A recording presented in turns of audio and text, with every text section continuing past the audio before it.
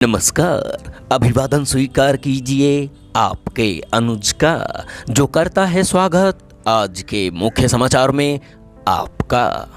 आतंकवाद पर दोहरे मापदंड का स्थान नहीं, मोदी। प्रधानमंत्री नरेंद्र मोदी ने एक बार फिर वैश्विक आतंकवाद और आतंकी गतिविधियों को दूसरे देशों से मिल रहे आर्थिक सहयोग यानी टेरर फंडिंग के मुद्दे पर दुनिया का ध्यान आकर्षित कराया है। रूस के शहर काजान में ब्रिक्स सम्मेलन में सदस्य देशों को संबोधित करते हुए प्रधानमंत्री मोदी ने चीन, रूस, यूएई जैसे देशों से आह्वान किया कि आतंकवाद और इन्हें वित्त उपलब्ध कराने की समस्या से निपटने के लिए सभी देशों को एक मत होकर दृढ़ता से सहयोग करना होगा। मोदी ने साफ कहा कि ऐसे गंभीर विषय पर दोहरे मापदंड के लिए कोई स्थान नहीं है। साथ ही उन्होंने युवाओं में अतिवाद को रोकने के लिए सक्रिय रूप से कदम उठाने पर जोर दिया। मोदी ने यह भी स्पष्ट किया कि वह ब्रिक्स के तहत सहयोग बढ़ाने को प्रतिबद्ध हैं और भारत संगठन के विस्तार का स्वागत करता है, लेकिन इस बारे में फैसला सर्वसम्मति से होना चाहिए और संस्थापक देशों की भावनाओं का आदर होना चाहिए।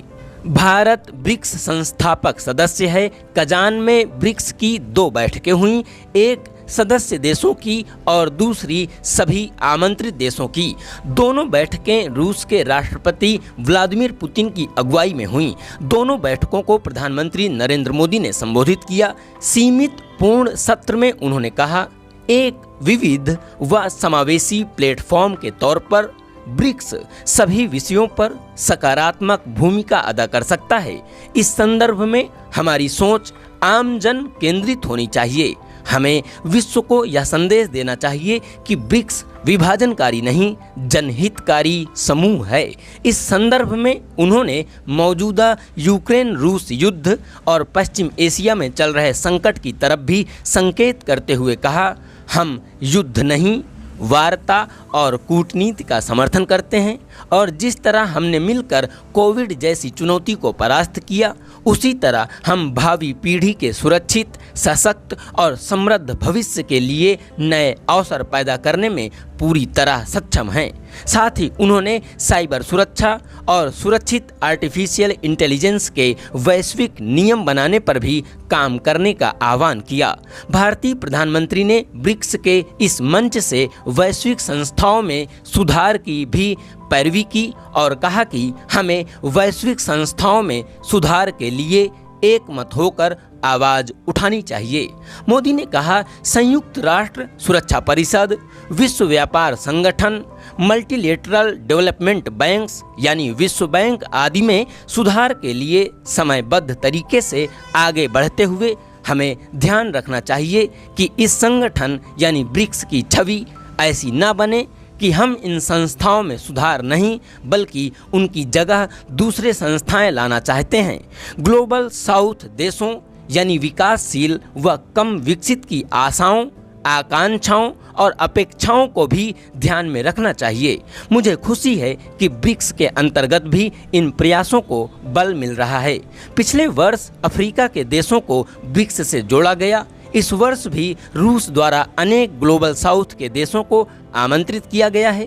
प्रधानमंत्री ने कहा, विभिन्न दृष्टिकोणों और विचारधाराओं के संगम से बना ब्रिक्स दुनिया के लिए एक प्रेरणा का स्रोत है जो सकारात्मक सहयोग को बढ़ावा देता है। हमारी विविधता, एक दूसरे के प्रति सम्मान और आम सहमति के आधार पर आगे बढ़ने की हमारी परंपरा हमारे सहयोग का आधार है। इस बैठक के बाद प्रधानमंत्री नरेंद्र मोदी ने ब्रिक्स शिखर सम्मेलन के पूर्ण सत्र को संबोधित किया। इसमें तकरीबन 40 से ज़्यादा देशों के प्रतिनिधियों ने हिस्सा लिया। इसमें 20 देशों के राष्ट्र प्रमुख भी शामिल थे।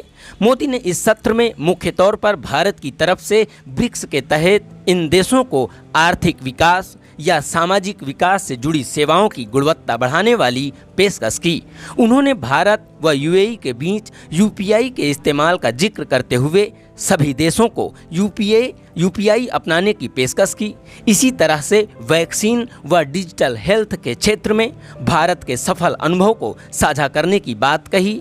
एक पेड़ मां के नाम जैसे अभियान से भी जुड़ने का आह्वान किया। इन सभी देशों से ब्रिक्स देशों के बीच वित्तीय एकरूपता लाने के प्रयासों का स्वागत करते हुए मोदी ने कहा, स्थानीय मुद्रा में व्यापार और सीमा पार व्यापार के भुगतान को आसान करने से हमारा आर्थिक सहयोग सुदृढ़ होगा। उज़्बेक व यूएई के राष्ट्रपतियों के साथ द्विपक्षीय बैठकें।